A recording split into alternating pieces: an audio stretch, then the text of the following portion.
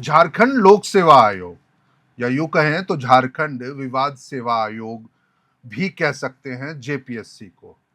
दरअसल रविवार को झारखंड के 6 जिलों के 300 से ज्यादा परीक्षा केंद्रों पे जेट परीक्षा का आयोजन 19 साल के बाद हुआ था। सही सुन रहे हैं आप, 19 सालों के बाद। यानी अब तक झारखंड के 26 साल के निर्माण में जेट परीक्षा यानी झारखंड एलिजिबिलिटी टेस्ट, जो आप यूनिवर्सिटी में शिक्षकों की नियुक्ति का मामला जो चल रहा है उसके आधार पर जेट का आयोजन होना चाहिए था या होता है, लेकिन झारखंड में यह 19 सालों के बाद हुआ। लेकिन वही पुराना ढर्रा, यानी प्रश्न पत्रों में गड़बड़ी, विवाद या फिर अशुद्धियों त्रुटियों का भरपूर मसाला रविवार को भी देखने को मिला। सहयोगी विकास को आप देख रहे हैं हमारे फ्रेम में, वो स्वयं भी इस परीक्षा में रविवार को शामिल हुए थे। कई इनके नजदीकी करीबी दोस्त भी परीक्षा में शामिल हुए थे। तो कई सारे विवादों का मामला रविवार को फिर उजागर हुआ। सिर्फ मामला ही उजागर नहीं हुआ बल्कि कार्रवाई भी हो गई। कार्रवाई ये हो गई जो 2 विषयों की परीक्षा रद्द कर दी गई है। तो क्या ये विवाद केवल 2 विषयों तक ही सीमित रहेगा या फिर आने वाले दिनों में मामला और तूल पकड़ेगा? क्योंकि एक जो बहुत अहम मामला जेपीएससी की इस जेट परीक्षा को लेकर के नजर आया रविवार को, वह था ओएमआर शीट में भी गड़बड़ी। पिछली बार हमने 19 अप्रैल को जब जेपीएससी सिविल सेवा परीक्षा 2025 के पीटी परीक्षा का आयोजन हुआ था, तो उस दौरान भी कई अभ्यर्थियों ने यह आरोप लगाए थे, यह दावा किया था जो ओएमआर सीट पे भी गड़बड़ियां थी, जिसके आधार पर क्या परीक्षा का आयोजन को कैंसिल करके वे नए सिरे से परीक्षा आयोजित नहीं हो सकती थी, क्योंकि ओएमआर सीट की उसकी जांच जो है, तकनीकी जांच, वो कंप्यूटराइज्ड होती है। तो विकास से ही जानते हैं क्या कुछ मामला रविवार को हुई परीक्षा में और कौन सी वो 2 परीक्षाएं हैं जिसका या जिसकी परीक्षा जो है उसे रद्द करने का फैसला सरकार ने लिया। विकास, क्या कहेंगे पूरे मामले पे? सर, सबसे पहले एक कहावत है सर कि सब्र का फल बड़ा मीठा होता है। किसी ने नहीं सोचा था जो अभ्यर्थी हैं, कई लंबे समय से कहीं पर कार्यरत हैं, कई यूनिवर्सिटीज़ में 19 साल बाद ये परीक्षा होती है साल में। 19 साल के बाद ये परीक्षा होती है और इस कदर होती है कि 19 से भी ज़्यादा गड़बड़ियाँ सामने आ जाती है। तो ये अपने आप में सवाल है। और जेपीएससी भी जिस तरह से परीक्षा कंडक्ट करा रही है, पिछले सारे एग्ज़ाम्स हम अगर देखते हैं, चाहे वो जेपीएससी हो, चाहे जेएसएससी हो, तमाम जो एग्ज़ाम है उसके बाद सवाल खड़े हो जाते हैं। कल की अगर परीक्षा की हम बात करें तो 2 विषय जो जिनकी परीक्षा जो है रद्द कर दी गई है, वो है एक सबसे पहला है शिक्षा विषय, जिसका पेपर कोड है 09 और वहीं दूसरा जो विषय है उड़िया भाषा है, उसका पेपर कोड है 00023 यानी 23। तो ये 2 विषय हैं, इनके प्रश्न पत्र सबसे पहले तो प्रश्न पत्र कहीं पर पहुँचे नहीं। दूसरी बात है कि अगर हम जिला स्कूल की बात करें, जहाँ पे उड़िया भाषा के पेपर के लिए 150 के करीब जो है छात्र पहुँचे थे। पहला पेपर तो उनका ठीक गया, पहला पेपर में सब चीज़ सही था। जब दूसरा पेपर उनके पास पहुँचा, पेपर की क्वालिटी, अगर हम प्रिंटिंग की क्वालिटी की बात करें, तो कुछ भी ऐसी चीज़ें नहीं थी कि जो छात्र जो है प्रश्न पत्र को जो है अच्छे से पढ़ पाएँ, ताकि वो जवाब दे पाएँ। इतना धूमिल था वो प्रश्न पत्र। ये तो 2 विषय जो हैं जो रद्द हुए हैं। इसके अलावा अगर हम नागपुरी भाषा की बात करें, तो नागपुरी भाषा में आप सोचिए कि नागपुरी भाषा में सिलेबस जो दिया था, उसके बाहर के जो विषय हैं, कुड़ुक के बाद हम बात करते हैं, तो कुड़ुक के प्रश्न उसमें मौजूद थे। अन्य भाषा अगर हम दूसरे ये की बात करते हैं, दूसरे जनजातीय भाषा की बात करते हैं, क्षेत्रीय भाषा की, तो वो प्रश्न जो है वहाँ पे संलिप्त थे, नागपुरी के अलावा। मतलब 7 से 8 प्रश्न ऐसे थे जो नागपुरी भाषा के प्रश्न पत्र में प्रश्न ही शामिल थे। नहीं थे वो नागपुरी भाषा के प्रश्न ही नहीं थे और उसको वहाँ पर जो है मेंशन कर दिया गया था। क्वेश्चन पेपर में। जी, और हम अगर रांची के केंद्रों की ही बात करें, तो कई हम्म, जगह 1 घंटे, कई जगह 1.5 घंटे से देरी से जो है परीक्षा शुरू हुई। कारण सिर्फ़ एक था, कहीं पर जो है सवाल नहीं पहुँच पाए थे, मतलब क्वेश्चन पेपर नहीं पहुँच पाया था, और कई जगह ऐसा था कि व्यवस्था जो हम आपको बता दें कि ऑनलाइन व्यवस्था की गई थी कि जब सबका जो है बायोमेट्रिक सत्यापन किया जाएगा वो भी अभ्यर्थियों का। नहीं हुआ था। ये बात मैंडेटरी की गई थी पूरे परीक्षा में, लेकिन जब हम तमाम केंद्रों पर भी गए और हमने व्यक्तिगत तौर पे भी इस चीज़ को एक्सपीरियंस किया कि केंद्र के अंदर जब प्रवेश कर रहे थे, तब भी बायोमेट्रिक जैसे सत्यापन की कोई प्रक्रिया नहीं देखने को मिली। और छात्र जब बाहर निकले तब भी वो कह रहे थे कि बायोमेट्रिक जो सत्यापन मैंडेटरी अंदर की गई हुआ ही नहीं है। अंदर अंदर हुआ ही नहीं है, मतलब छात्र बिल्कुल। किसी तरह अंदर चले गए, क्वेश्चन पेपर जिसको मिला मिला। अब बोकारो की अगर हम बात करें तो जहाँ जिस सेंटर में एक सेंटर में 32 क्वेश्चन पेपर जो है कम पड़ गए, छात्र वहां पर भी नाराज नहीं, थे। कम पढ़ नहीं है वे, इसको आप एक लाइन में बोल के विकास, ये मतलब कि मुझे लग रहा है जो शायद जेपीएससी की गलतियों पे पर्दा डालने वाले हैं, कम नहीं पढ़ गए, आपको पहले से ये पता था जी जो किन सेंटर्स पे जी किस विषय की परीक्षा आयोजित हो रही है। आपने केवल जो अनुभव मैंने भी किया है या कई जगहों पे मेरे भी दोस्तों से बात हुई है, लड़कों से अभ्यर्थियों से बात हुई है, तो उन्होंने भी हम्म कहा जो बहुत छोटे छोटे लेवल पे सेंटर बनाए गए, हम्म यानी महज 50 बच्चों के लिए, महज 70-80 बच्चों के लिए, स्टूडेंट्स के लिए सेंटर बनाए गए। तो यदि आप इतने माइक्रो लेवल पे आप सेंटर्स बना रहे हैं, तो फिर प्रश्न पत्रों की संख्या तो आपको निर्धारित पहले से करनी थी ना। अब जी आप देखिए बोकारो में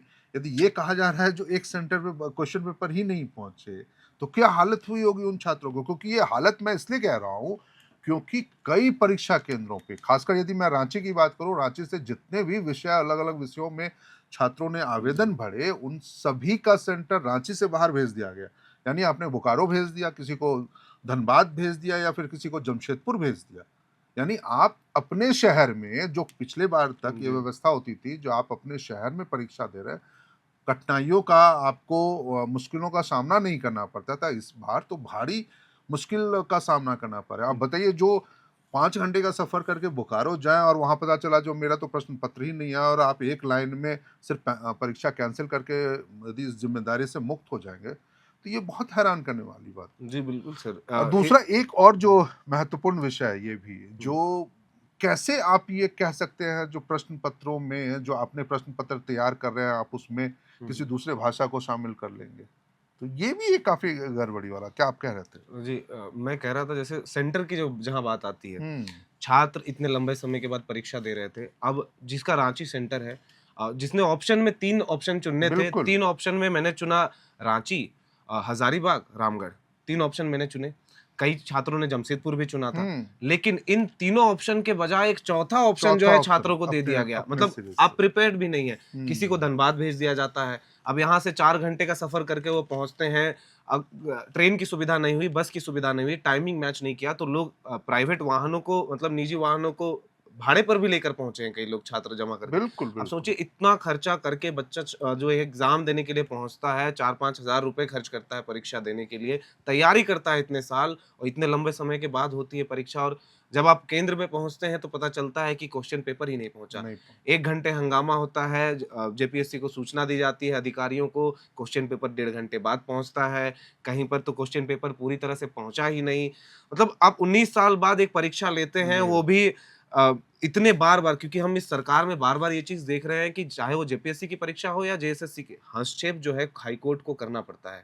परीक्षा समय पर लेने के लिए, टाइम टेबल जो है वो जारी करने हम्म। के लिए, परीक्षा की तिथि निर्धारित करने के लिए, हर चीज़ के लिए जो है कोर्ट को इसमें संलिप्त होना पड़ता है, संज्ञान लेना पड़ता है। तो इस तरह जब परीक्षा हो रही है, उस दौरान इन बच्चों को, जो बच्चे जो वंचित रह गए, जो परीक्षा नहीं दे पाए या 1.5 घंटे देरी से जिन्होंने परीक्षा दी, उनकी तैयारी तो पूरी थी सर। और जिस तरह, जिस ऐज के, जिस उम्र के, जिस पड़ाव पे लोग जो है रिटायरमेंट का सोचने लगते हैं, हमारे कुछ शिक्षक जिनसे हमने शिक्षा भी ली है, ये मैंने ऑब्ज़र्व किया कल, कि हमारे शिक्षक जो यूनिवर्सिटीज़ में पढ़ाते हैं, वो भी वहाँ पहुँचे थे एग्ज़ाम वो देने के क्योंकि लिए। देखिए, आप लंबे समय से जब आपकी नियुक्ति नहीं हुआ, तो जी। निश्चित रूप से आप एडहॉक में उनको रख रहे हैं, गेस्ट फैकल्टी के रूप में रख रहे हैं।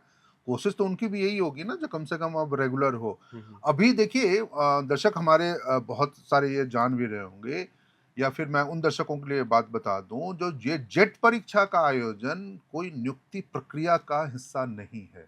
यह सिर्फ एक क्वालिफाइंग नेचर एग्जाम है। हुँ, हुँ। जैसे आप हाई स्कूल के या स्कूलों के शिक्षकों में टेट पास करते हैं, और उसके बाद जब सरकार नियुक्ति की विज्ञापन निकालती है, तो फिर आप एलिजिबल होते हैं सिर्फ उस फॉर्म को भरने के लिए। यदि आपने बीएड की डिग्री ले रखी है, लेकिन यदि आप टेट पास नहीं हैं, तो फिर आप उसको नहीं भर सकते। तो वैसे ही जेट का आयोजन केवल यह था, जो वो एक क्वालिफाइंग नेचर का एग्जाम था। कई लोगों ने इस बात को लेकर के भी आपत्ति जताई, जो परीक्षा केवल क्वालिफाइंग है, जिसके बाद आपकी यह भी आप नहीं तय होता जो आपको नौकरी मिलेगी या नहीं मिलेगी, आप सिर्फ एलिजिबल होते हैं हुँ, हुँ। अप्लाई करने के लिए, उसके लिए दूसरे शहरों में एग्जाम सेंटर्स बनाने की क्या जरूरत पड़ गई जेपीएससी को? पिछली बार 19 तारीख को जेपीएससी सिविल सेवा परीक्षा होती है, उस बार भी हमने ये देखा जो दूसरे सेंटरों में भेजे गए, लेकिन उस समय जेपीएससी की इस करतूत को, मैं करतूत ही कह रहा हूं, करतूत के बचाव में एक तर्क ये जरूर था जिसमें यह कहा जा रहा था जो वह प्रतियोगी परीक्षा थी। लेकिन इस बार क्या, एक और बड़ी गलती जो जेपीएससी की थी वो थी जो जेपीएससी के ऑफिशियल वेबसाइट पे परीक्षा के आयोजन से संबंधित कोई सूचना नहीं थी अंतिम दिनों तक। ना आपके उस वेबसाइट पे ये जानकारी तक भी थी जो आप इस जगह पर जाकर के आप अपने एडमिट कार्ड को डाउनलोड कर सकते हैं। एक सामान्य सी प्रक्रिया जिसमें ओटीआर यानी वन टाइम रजिस्ट्रेशन वाला ऑप्शन है उनके वेबसाइट पे, उसको जाके क्लिक करना होता था और उसके बाद ही आपको अपना एडमिट कार्ड, चाहे वो परीक्षा से संबंधित जानकारियां मिल रही थी। तो कई गड़बड़ियां जेपीएससी की नजर आई, सिर्फ जेट परीक्षा को लेकर के नहीं, ये जेपीएससी सिविल सेवा परीक्षा 2025 को लेकर के भी आई थी जिसमें बड़ी संख्या में अशुद्धियां थी क्वेश्चन पेपर्स को लेकर के या फिर दूसरे अन्य तरीकों को लेकर के। इससे पहले जेपीएससी ने 5 अप्रैल को भी एसीएफ का जो assistant conservator of forest exam था, मुख्य परीक्षा थी, उसमें भी लगभग 100 से ज्यादा गलतियां पाई गई थी। लेकिन जेपीएससी की खामोशी इस पूरे मामले में बनी। तो क्या इस बार विकास आपको लग रहा है जो जेपीएससी कहीं पे कोई एक रिस्पॉन्सिबिलिटी या चीजों की जिम्मेदारी लेने की कोशिश करेगा? जी, ऐसा तो बिल्कुल भी प्रतीत नहीं हो रहा है, क्योंकि हम पिछले अगर डाटा को देखें तो पहला जो जेपीएससी का परीक्षा हुआ था वो भी आज तक जांच के घेरे में है। तो हम कैसे ये कर लें कि 11वीं-12वीं जब पहुंच गई है जेपीएससी पायदान पर, तब भी इस तरह की गड़बड़ियां आ रही है। और आप सोचिए कि आज पहली और दूसरी जेपीएससी परीक्षा कब हुई थी और आज तक उसमें गड़बड़ियां मिल रही हैं और लोगों की संलिप्ति जो है पाई जा रही है। और सबसे बड़ी बात है सर कि 19 साल बाद परीक्षा होना और बच्चों को ये नहीं पता, सिर्फ सिलेबस पता है, क्वेश्चन का पैटर्न क्या होगा, क्वेश्चन कुछ किस भी तरह के आएंगे। नहीं। क्योंकि अगर आप इस परीक्षा के अगर क्वेश्चन पर पत्र पर की अगर बात करें, जैसे नेट की परीक्षा है, नेशनल एलिजिबिलिटी टेस्ट, वो पूरे देश में होती है और उसका जो लेवल है, कई जगह छात्र ये भी कहते नजर आ रहे थे कि क्वेश्चन का कुछ पता नहीं था, सिलेबस बस मिला हुआ था और नेट से भी टफ जो है क्वेश्चन टफ पेपर क्वेश्चन देखने को पेपर मिला है इस होता बार। है। तो ये भी एक सवाल है कि आखिरकार इतने समय के बाद आप अगर परीक्षा लेते हैं तो बच्चों को कैसे आप ये जागरूक रखेंगे कि किस तरह की पढ़ाई वो करें, किस तरह की तैयारी करें।